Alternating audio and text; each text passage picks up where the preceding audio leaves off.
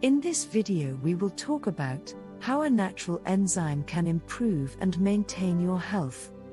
Don't forget to like, share and subscribe to our YouTube channel to be notified when we upload new videos daily. Inflammation is anything in the body that should not be there. Any non-living tissue. And quite simply, this is just about anything that causes pain. Blockages, such as in the head or chest from mucus, like catarrh, sinus or bronchial problems, asthma, emphysema, or industrially induced problems including asbestosis.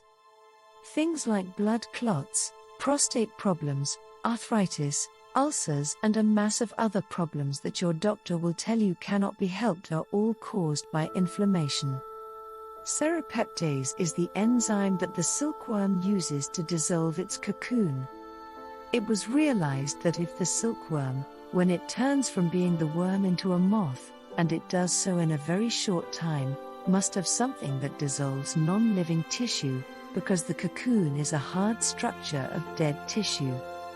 Dr. Naipa separated the enzyme out, gave it to his patients and achieved staggering results, very quickly. He gave it to one patient due for amputation of a hand because of a blocked artery. It cleared the blockage and the man kept his hand. He also reported that seropeptase dissolved blood clots and caused varicose veins to shrink or diminish. To achieve the huge amount required in the world today, seropeptase is now naturally processed commercially through fermentation. Histological studies have revealed powerful anti-inflammatory effects of this naturally occurring enzyme. Known possible benefits may be the resolving of pain, dealing with lung problems, eye problems, ENT problems, ear, nose, throat, trauma, inflammation of any kind, cardiovascular difficulties and very importantly, arthritis. In 25 years of being prescribed by German doctors, no harmful side effects have been reported. Seropeptase can, and does, resolve many problems that doctors tell us are insoluble. However, we need to remember that many of the problems we experience with our health are often closely tied to our diet. If we eat junk food, we will get junk health.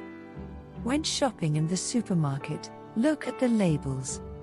How many E numbers or things that are clearly not proper, natural food are there in the packet? Also, anything that is in the form of so-called sugar-free invariably contains aspartame and other things which are detrimental to our health. So, try to keep to a good diet. Alternative remedies, many of which have stood the test of time, in some cases many hundreds of years, finally offer hope to a lot of people. Seropeptase is a recent addition to the list, being discovered only 35 or so years ago. But it is one that works for many people. I hope you found some useful information and tips. I look forward to hearing from you. Warning: none of the information on our videos is a substitute for a diagnosis and treatment by your health professional.